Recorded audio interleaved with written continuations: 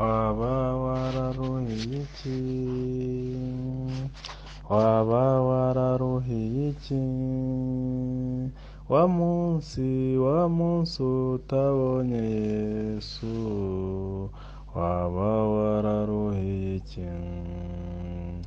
Waba wararuhiye iki? Waba wararuhiye iki? Wa munsi utabonye Yesu, waba wararuhiye iki? Bene data, nshuti bakundwa, nshuti z'umusaraba, ndabasuhuje mu izina ry'umwami wacu Yesu Kristo. Uyu ni wa mwanya mwiza cyane dukurikiraho ijambo ry'Imana, mugezwaho n'urubuga Yesu Niyamamare hose. Mugire amahoro n'imigisha bituruka ku Mana Data wa twese uri mu ijuru. Uyu munsi wa none tugiye kurebera hamwe ijambo ryiza cyane rikangurira buri muntu wese kureba iburyo bwiwe, ibumoso bwiwe, arebe ibyo akora, ibyo atekereza, ibyo arimo byose, amenye ngo ese araruhira iki? Ese yaba yararuhiye iki wa munsi aramutse atabonye umwami Yesu? Yaba yarakoreye iki? Yaba azagera kuki? Yaba mu by'ukuri turakora byinshi, ariko ibyo guhembwa bishobora kuzaba bike. Mbese koko twaba twararuhiye iki? Abantu benshi bari mu nzira bazi ko igana mu ijuru, ariko siko biri, kuko baracyayoborwa n'imirimo y'umwijima, ibikorwa by'umwijima.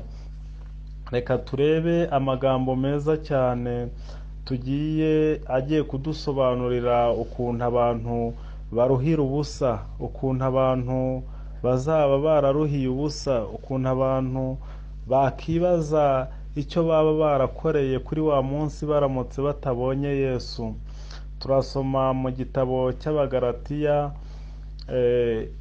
umurongo wa 5, igice cya 5, umurongo wa 19 kugeza kuri 22.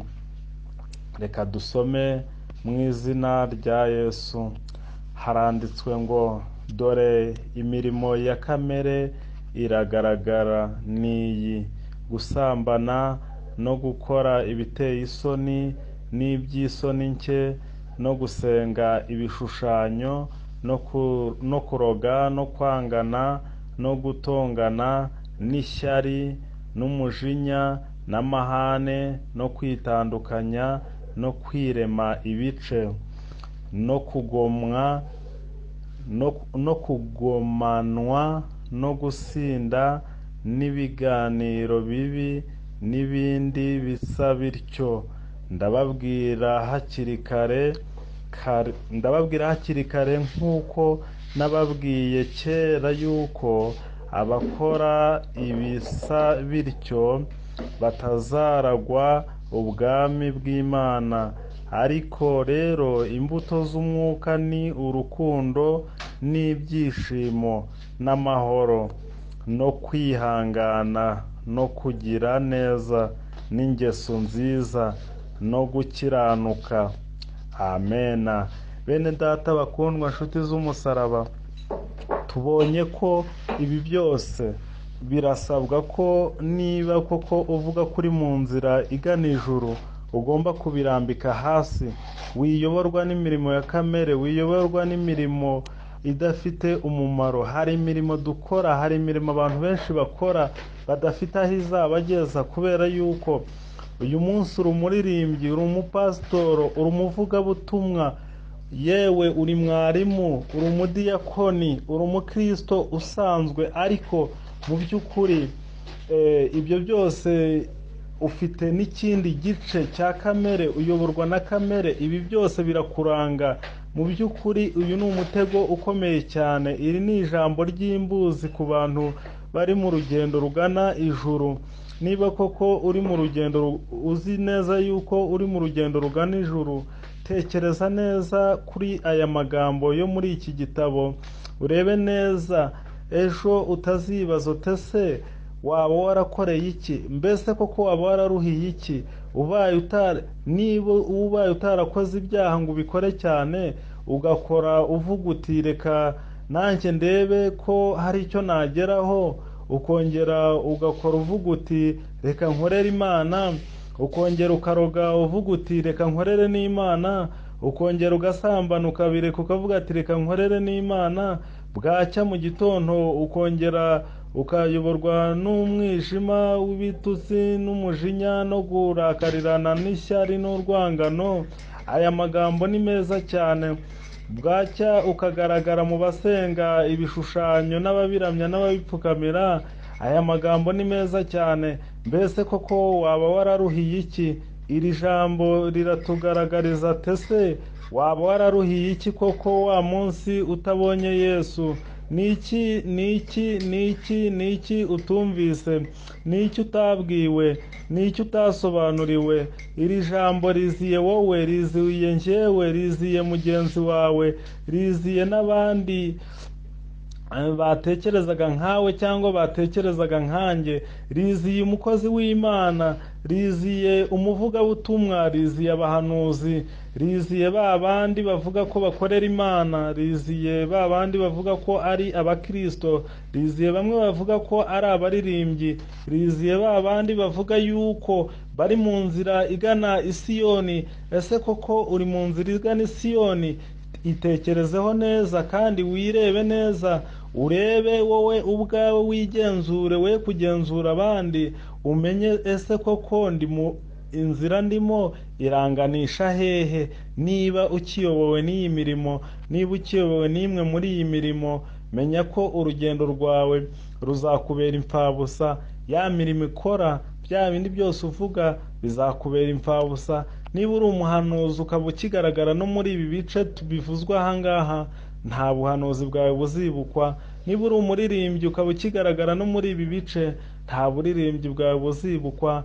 Niba uri mwarimu, uri dirija, nta budirija bwawe buzibukwa.